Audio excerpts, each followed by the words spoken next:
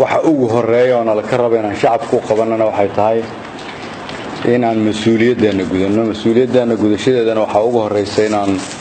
amniga magaalada wax ka qabanno. waa garan karaa inaad 24 saac shaqaysaan ama gudoomiye degmo ha ahaado ama taliyayaal ha ahaadaano ama dhammaan mas'uuliyiin kale ha ahaadaano, laakiin inta weli dadka magaaladan ku nool oo ah magaaladii ahayd iftiinka ummadda Soomaaliyeed, magaaladii ka tusaaleynaysa qarannimada dalka Soomaaliyeed, inta weli laga baqaayo inuu qarax ka dhaco, inta weli hooyo Soomaaliyeed caruurtooda marka ay dirayso ay ka walwalayso inay soo nabad noqon doonaan, weli shaqadina la ka rabay maanan gudan. marka waxaa muhiim ah inaan fiirino maxaan haysanaa, tira iyo tayo inaan u kala saarno. ma tiradaa nagu yar mise tayadaa nagu yar? ma maamulkaa nagu xun, ma wada shaqayntaa nagu liidata, mise aaminaadaa nagu yar, ma fahamkaa naga xun, ma jidkaan ka lunsannahay mise jihadaan ka lunsannahay? su'aalahaas waaweyn ayaa la rabaa inaad isweydiisaan, sababtoo ah idinka ummadda Soomaaliyeed mas'uul ah, gaar ahaan magaalada. waxaan aad idinkaga mahad celinayaa in aad kulligeen idinkoo gudoomiyaashii degmada iyo saldhigyada booliska taliyaashooda, taliyihii guud iyo gudoomiyihii gobolka iyo ku-xigeenadiisii, inaad kulligiin ka wada shaqaynaysaan sugidda amniga idinkoo isticmaalaya qorshihiina cusub baad ula baxdeen darisaynta. laakiin darisayntu waa magac, shaqada iyo wada shaqayntu dad bay rabtaa inay ka shaqeeyaan. marar badanaa laga hadlay sidee baan shaqada hoos ugu daadejinaa, laakiin waxaa muhiima inaan horta fahamno cudurka nahaye waxa uu yahay inta aanan daawo raadsan.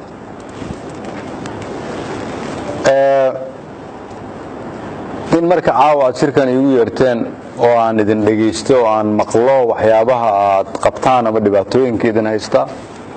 waa soo dhaweynayaa. marka koowaad horta waan fahamsanahay meel walboo la fiiriyo in dhaqaaluhu uu yahay furihii xalka ummadda Soomaaliyeed. keliya maaha magaalada Muqdisho, waxaan aaminsanahay dalkoo dhan si horumar loo gaarsiiyo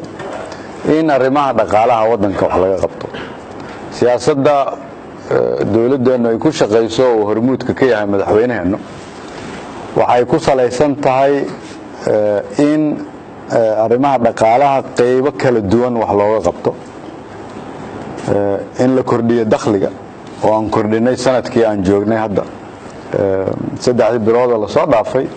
waxay ahayd 3 bilood oo ugu dhaqaale aruuska badnayd. macnaheedu ma aha laakiin in lagu qanci karo waa wax aad u yar.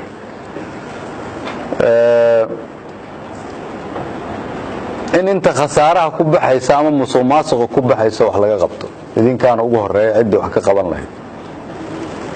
in dadka masaakiimiinta ama dadka Soomaaliyeed oo shaqo la'aanta shaqo loo abuuro, in bangiyadeena dib loo howlgeliyo si bangigeena dhexe u shaqeeyo, in shilin Soomaaligeena dib loo abaabulo, in dhaqaale ku sabaysan badeecad dibadda loo iibgeeyo si la isugu miisaamo inta dibadda laga keenayo inta dibadda la geenayo, in la kordhiyo wax soo saarka, inaan adduunyada dib ula falgalno si aan uga shaqeyno in hay-adaha caalamiga ee dunida dhaqaalaha ay dib noola falgalaan, inaan helno xal nolo kaga daayo in ka badan $5 bilyan oo dollar. shaqooyinkaasoo dhan inta aan ka qabanayno ma nasan karno, inta aan gaarayno inaan xal u helno shaqooyinkaas iyaga ah, dhibaatadan waan ku jiraynaa. ma aha keliya degmooyinka, si dalkan qarannimadiisu u soo noqoto waa inuu isku filnaansho gaara. isku filnaansho si uu u gaaro waa inuu tallaabooyin muhiima u maraa. waa soo dhaweynaa hadda meel fiican ay maraysaa, laakiin waqti ay qaadanaysaa in la adkaystaa loo baahan yahay. laakiin waa in gudoomiyaha degmada iyo madaxweynuhu ay isku xiran yihiin inaan isla fahamsannahay hadafka noocaasa inaan isla fahamsannahay hadafka wax ka qabadka dhaqaalaha shaqo abuurka la dagaalanka musuqmaasuqa dib ula falgelidda hay'adaha dhaqaalaha adduunka wax soo saarka iibgeynta badeecada dhiirigelinta ganacsatada isku filnaansho inaan gaarno hadaf ah waa inuu ka dhaadhacsan yahay ummadda Soomaaliyeed waa hadaf weyn laakiin waa kan dhibka looga bixi karo waxaan ku wargelinayaa marka waa ognahay meesha dhibku naga hayo waxa kaloon sawirnay sida xalka lagu gaari lahaa waxaan qaadnay tallaabooyinka uga habboonaa muddo sanad ah waxaan qabanay shaqo u dhiganta 30 bilood laakiin maadaama dhibkan haysto aad u badan yahay ma u gegsan karna waqtiga waana fahamsanahay qof walba idin kamida waxa la rabaa marka inuu dareemo shaqada haysaan hadaadan qabanayna idinku ama qaabka u qabateen aadan u qaban lahaynina baan gaarneen meesha aan joogno eeg marka waa isku xiran yihiin in amniga wax laga qabto waxa u baahan tahay dhaqaale in siyaasad midaysan wax wadanka laga hirgeliyo oo ummadda Soomaaliyeed la isu keeno oo dastuurka la dhameystiro oo khayraadka lagu heshiiyo oo awood qaybsiga lagu heshiiyo oo doorasho qof iyo cod la gaarsiiyo wadanka waxay u baahan tahay dhaqaale in ciidan dib loo dhiso sida aad aragteen madaxweynuhu ka shaqeeyo maalin walba waxay u baahan tahay dhaqaale in iskuulo la dhiso isbitaallo la dhiso jidad la dhiso buundooyin la dhiso dadka shaqo loo abuuro waxay u baahan tahay dhaqaale marka ugu dambaysa in kastoo aan leenahay amniga marka ugu dambaysa waxay tahay waxaad u ekaanaysaa waxa iska bixin karto marka ugu dambaysa waa inaad dib isugu noqotaa oo ka fikirtaa maxaa haysataa nasiib wanaag waxaan nahay wadan qani ah dhul fiican haysta barwaaqo ah laakiin waxaa naga xumaatay ismaamulida alxamdulillaah haddaan ku soconnaa marka dariiqii saxda ah waxa ugu wanaagsan marka wadan uu leeyahay waa dadkiisa annagu waxaan leenahay shacab Soomaaliyeed oo dhalinyaro ah oo haddii iyaga la howlgeliyo dalkan wax ka tari kara haddii la howlgelin waayana dalkan khatar ku ah waa fahamsanna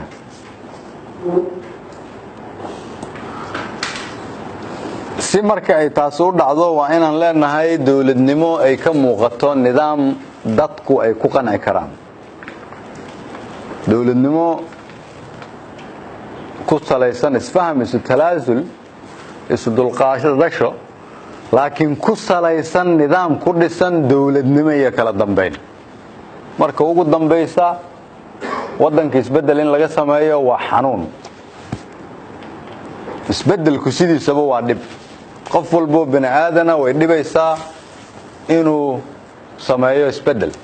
qof walba bini aadana hatta gurigiisa marka uu degan yahay sariirtaada dhinac kale inaad ka seexato ku dhibaysaa adoo ka baqay inaanay hurdo ka soo dhacin isbedelku waa dhib laakiin annagu meesha aan taaganahay isbedel la'aan wadankan kuma jiri karo haddii kale waa qaraxyada aad aragteen waa shaabaaga muddadii gudoomiyaha gabadha ay sheegaysa waa shaqo la'aantii waa dhaqaalihii canshuurtii la qaadayo aad kulligiin leedahiin kuma filna ugu yaraan hadda waxaan nahay dawlad aruurisa canshuur oo sanad walba kor u kacda oo leh budget ama miisaaniyad la aqoonsan yahay oo baarlamaan la marsiiyo oo leh maamul dhaqaale oo adduunyadu hadda aaminsan tahay inuu hore u socdo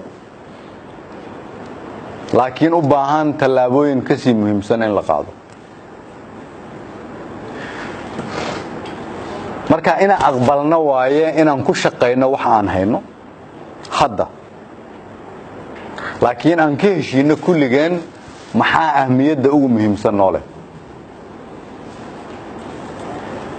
annaga waxaan nahay madaxda qaranka kulligan idinku waxaad mas'uul ka tihiin gobolka Banaadir iyo degmooyinkiisa haddii gobolka Banaadir marka degmada iyo gobolka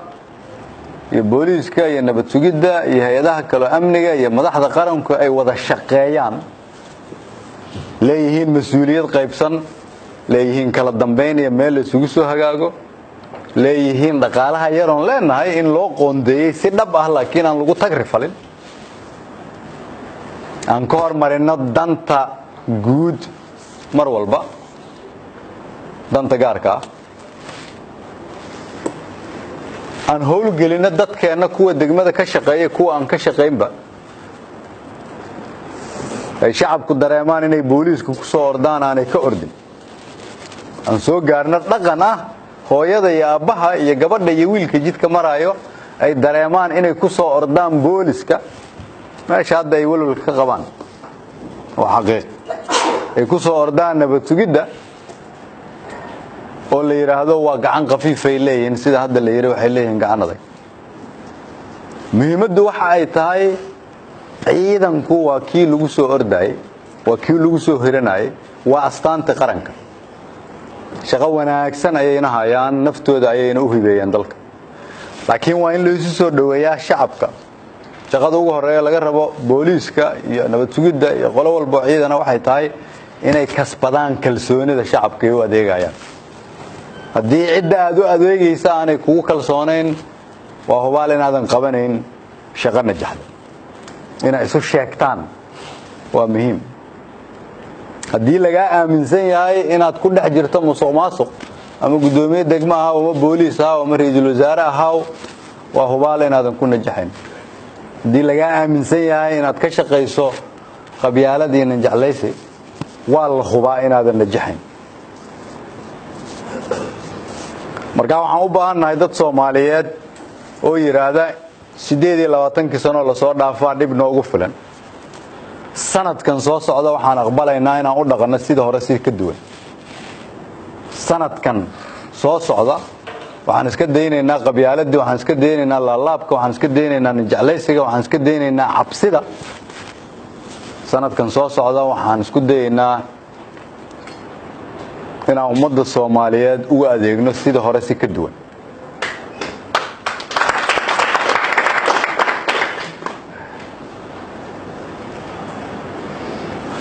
hadda idinkaa jooga degmooyinka gobolka Banaadir idinkaa jooga booliska annagaa joognaa xafiisyada dawladda annagaa nala sheegayaa maxaad soo qabateen haddii aad u shaqaynaysaan inaad ka cabsataan inaad wax beddeshaan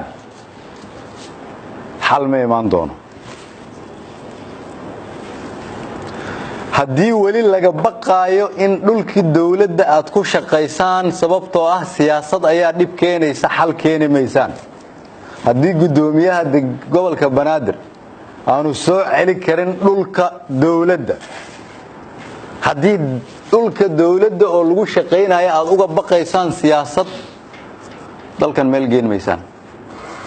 haddii aadan ilaalin karin hantida ummadda haddii saldhigii booliska aanu haysan dhul uu ku shaqeeyo shacabna uu iska haysto idinkuna aad haysataan awoodi baanaad isu sheegaysaan gudoomiye walba oo degmo shaqada ugu horeeya laga rabo waa inay tahay inuu ilaaliyo hantida degmadaas siyaasadda madaxweynaha jamhuuriyadda federaalka Soomaaliya uu qoraal warqad ku soo qoray waxay tahay inaan dhul la bixin karin inaan lagu fari karin dhulka ummadda Soomaaliyeed marka uu madaxweynuhu wareegtada soo saaro waxay tahay macnaheedu in idinka la idinka rabo inaad sugtaan wareegtadaas inay dhaqan gasho ummadda Soomaaliyeed idinka idinkula xisaabtamaysaa ilaahayna idinkula xisaabtamaya laaluushka laalaabka musuqmaasuqa qabyaaladda ninjeclaysiga waddanka in laga ilaaliyo waay marka dalku hagaago qof walba Soomaaliyeed noloshiisu way hagaagaysaa haddii laakiin qof walbo Soomaaliyeed u soo shaqo tago dalkan maxaan ka helaa qofina aanu u soo kicin saaka dalka maxaan ku taraa wax xisaab naaqusa wax xisaab ay wax ka dhiman tahay waxa la isku haystaa marka waxay tahay sida horan ku jirnaa ama isbedel baan sameeynaa haddii qof walbo Soomaaliyeed oo xukunka loo dhiibo uu isku dayo isagu inuu wax ka raadiyo intuu dadka wax u raadin lahaa weligaan meesheenayaan joogeynaa waa dhab waa in la isku qiyaasaa qof walba waxa uu galay waa inay jirtaa mas'uuliyad ah degmo hebel iyo degmo hebel haddii amni darra ay ka dhacdo waa in qof hebel iyo qof hebel loo soo xiri karo maxaa waxaanoo jenaraalaha u joogaan haddii qaraxay dhacayaan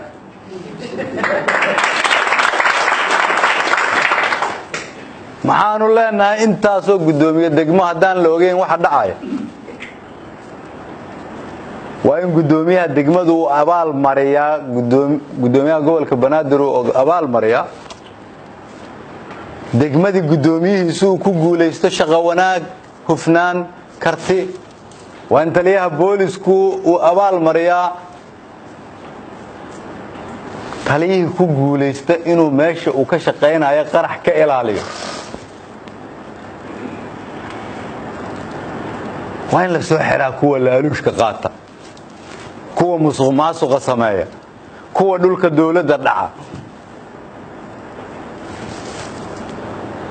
madaxnimada macnaheedu waxa ay tahay waa inaad maya iyo haa dhihi kartid waa inaad go'aan adag gaari kartid waa inaadan kursigaada ilaashan waa inaad dalka khatar u gali kartid xataa haday kalifayso inaad kursigaada ku weysid madaxnimadu waa qor isu dhiib meel inaad geysid waay qofka kale uu ka sii qaado haddii marka ramadaan walba la soo gaaro aan isu nimaadno aan ka cabsano qaraxa ramadaanku marka uu baxana aan sidaana ku noqono annagay wax naga sheegaysaa ayaa cidda ana waxaan aaminsanahay marka inay muhiim tahay in haddii cid kale idinka maqantaana aad ku soo darsataan laakiin shacabka magaalada Muqdisho waa dad fiican oo sharaf leh oo karaamo leh waa dad jecel dawladnimada waa dad canshuurta bixiya waa dad nagala shaqeeya si aan adduunyada dib ugu soo laaban lahayn waa run ma helaan adeegyada ay u baahnaayeen marka laga qiyaaso inta ay dawladnimada ku taraan laakiin shacabka reer Banaadir waxa saaran mas'uuliyad dheeraad ah maadaama ay degan yihiin magaalo madaxda qaranka oo ah astaantii ummadda iyo qarannimada waxa laga rabaa gacan ka dheer dadka kale dulqaad martigelin waxaa looga baahan yahay inay aqbalaan waxa ay xambaarsan tahay inay hoy ku leedahay magaalo madaxda qaranka oo ummadda Soomaaliyeed oo dhan ay wada leeyihiin waa in marka isu imaatinkiinu uu miro dhal leeyahay waa inaad samaysataan qorshe hufan dhammaystiran isu dheelitiran ku sabalaysan xaqiiq iyo mas'uuliyad wadareed ku dhisan kala dambeyn cid waliba uu og yahay shaqada uu leeyahay iyo marka ugu dambayso qofka iska leh go'aanka ugu dambeeya